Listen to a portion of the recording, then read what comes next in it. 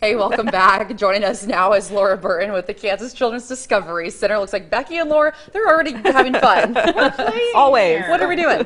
Well, we're doing some bubbles. There is no better springtime activity for kids than bubbles, right? We love bubbles. And there's so many great ways to do it. We do bubbles a ton at the Discovery Center. We like to make our own, though, because my experience is I can go through about 75 of these a day in the summer if I am buying these little containers and doing them with my kids, which they love. There's so much great science in bubbles. So we like to engineer our own bubble mix and our own bubble solution. And we also like to engineer even our own bubble wands, because how hard is it to keep track of these, right? This is tricky.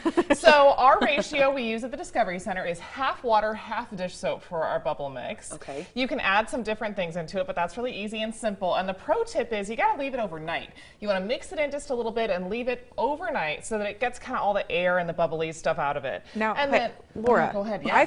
I did one with corn syrup one time. What's the difference when you add that in? Absolutely. So it can give your bubble a little bit more consistency if you have some of those other things. People use glycerin sometimes. People use lots of different stuff. But you know what? Let your kids try it all. Let them try to mix in stuff with bubbles that doesn't even work. Let them try to put markers in it. Do whatever you want to do to help them experiment. So let them experiment with the ratio, that kind of stuff. So you can certainly make your own bubble solution. And you can also make your own wands. Now, when we did Discovery at Home back in spring of 2020, we had a big bubble mix engineering challenge and bubble wand engineering challenge as well. And we had people come up with all sorts of crazy ideas for things that you could use to blow bubbles. Kids can experiment with cookie cutters. This is one of my favorites. Oh, Get how that fun. nice big- yeah, which Oh, sometimes works, sometimes doesn't.